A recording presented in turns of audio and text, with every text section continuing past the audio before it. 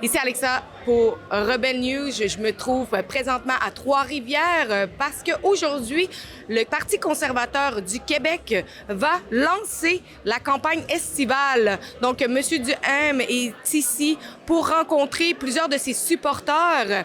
Et donc, on va prendre l'opportunité d'aller parler à quelques-uns d'entre eux pour savoir c'est qui les inquiète dans la vie de tous les jours. Et également, je vais prendre quelques instants pour parler avec M. Éric Duhaime, le chef du Parti conservateur du Québec, pour savoir qu'est-ce qu'il pense sur certains sujets problématiques de la vie quotidienne et également sur la politique.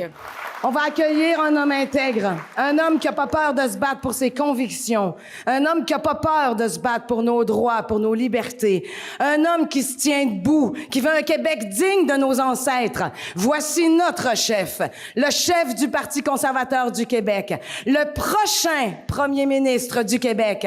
Voici Éric Duhaime.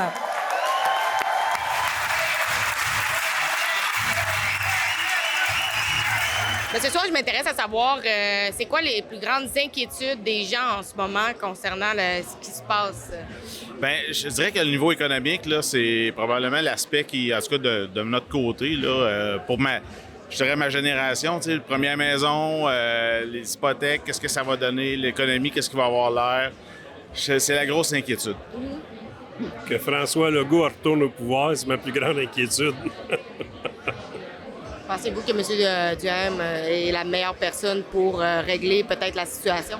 Ah, je suis convaincu. Ça, il y en a pas si je suis convaincu, c'est que c'est la meilleure personne présentement au Québec pour être capable de redresser nos finances. Premièrement, elle va donner une chance justement aux jeunes couples, aux Québécois, pour se dire, bien, Colin, on va passer au travers de cette crise-là parce que c'est quand même inévitable.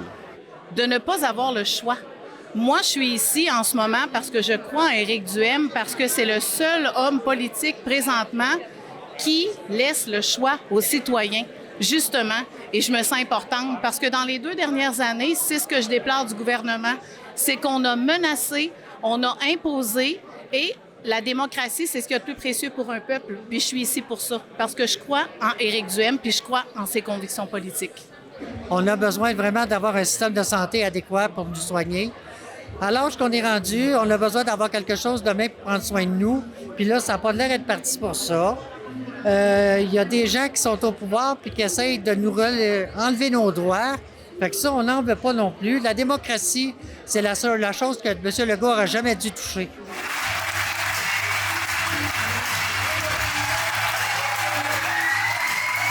Monsieur Duhaime, qu'est-ce qu'on peut s'attendre à votre tournée estivale qui s'en vient? Bien, écoutez, on veut faire le tour des régions parce qu'on veut rencontrer nos membres, galvaniser les troupes, présenter les candidats qui nous restent à présenter, s'assurer que l'équipe a une cohésion, serrer la main de tout le monde. Je pense que c'est important. On a passé 2 ans et demi sans voir personne. On a besoin de socialiser, on a besoin de se voir, on a besoin de se rassembler comme ici ce soir à Trois-Rivières. Donc, ça va être une tournée là, un peu plus relaxe parce que c'est quand même la période estivale, mais c'est important d'aller à la rencontre des gens à la veille de l'élection. On a vu au niveau de la couverture médiatique à votre égard a diminué. On a vu aussi une tactique de M. Legault à aller chercher d'autres membres comme M. Drainville. Est-ce que ça vous fait peur, vous, que ça peut affecter le fait que vous soyez part du débat des chefs?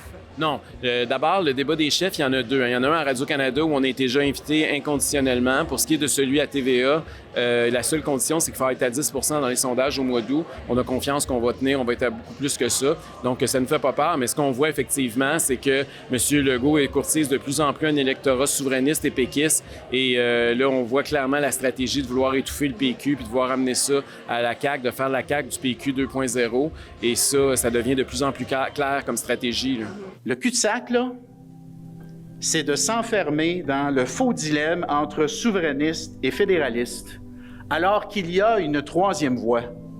Et cette voie, c'est la voie du nationalisme. Pensez-vous que c'est vraiment une belle tactique pour venir chercher les votes qui auraient été aux péquistes ou aux libéraux ou aux autres partis? Bien, c'est un pari risqué que la CAQ est en train de faire parce que moi, je ne rencontre pas personne au Québec présentement qui me dit que sa priorité, c'est de faire un référendum sur la souveraineté. Donc, M. Legault qui parle de langue, qui parle d'immigration, puis qui ne parle pas de l'inflation, puis qui ne parle pas de la récession qui s'en vient, puis qui ne parle pas du prix de l'essence, je pense qu'il est complètement déconnecté des priorités des Québécois. Et ça, on va le mettre en évidence au cours des 3 prochains mois. Parlons d'immigration. Est-ce que vous trouvez que c'est une bonne chose de rapatrier les pouvoirs de l'immigration au Québec? Moi, je suis un autonomiste. C'est sûr que présentement, il y a une duplication, là, c'est-à-dire que puis il y a des retards importants. C'est sûr que les immigrants sont comme pris dans une balle de ping-pong là, entre le fédéral et le provincial. C'est sûr que c'est pas sain. Moi, je souhaiterais effectivement qu'il y ait un seul gouvernement qui gère l'ensemble du dossier. Cela étant dit, comme je viens de le souligner, c'est pas nécessairement la priorité numéro 1 que j'entends le plus actuellement, là. Il y a beaucoup de problèmes, puis il y a beaucoup de... L'affaire que j'entends sur l'aspect de l'immigration, c'est beaucoup notamment les agriculteurs ou les entreprises qui veulent faire venir des travailleurs étrangers. Les délais sont très longs, ça coûte très cher en frais là, d'administration, puis ils sont obligés d'engager même des avocats ou des spécialistes. Donc ça n'a pas de bon sens, là. Il faut faciliter la vie à ces gens-là, à nos entreprises puis aux immigrants qui viennent travailler pour la saison. Et quand vous allez faire votre entrée, ben là, vous les avez Claire Sanson, mais avec plus de députés, est-ce que vous avez comme action de demander des enquêtes indépendantes pour les CHSLD, mais aussi pour tout ce qui a été donné pour contrat sans appel d'offres?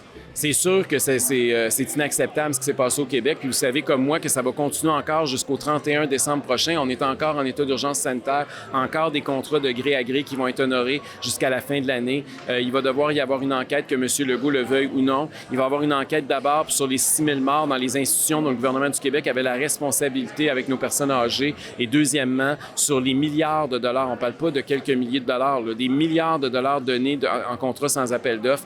On voit de plus en plus que ces contrats-là, il y avait un paquet d'affaires là-dedans qui n'avait aucun rapport, là. On a même vu des factures là, pour du sirop d'érable puis du chocolat. Je vois pas en quoi l'urgence sanitaire nécessitait d'acheter sans appel d'offres du chocolat puis du sirop d'érable en raison de la crise sanitaire. C'est complètement ridicule.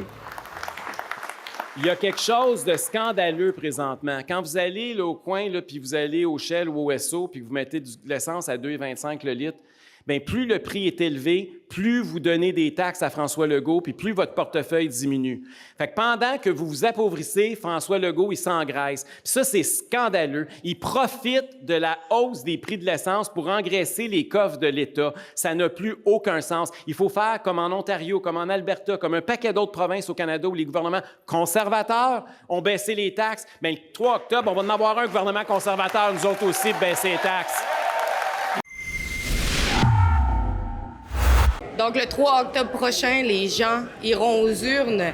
C'est très important d'aller voter. Et si vous voulez voir tout ce qui se rapporte à la couverture médiatique concernant la prochaine campagne électorale ici au Québec, vous pouvez le faire à québecélections.ca. Et donc, vous pouvez également nous encourager au niveau de notre journalisme. Vous pouvez faire un don. Merci beaucoup.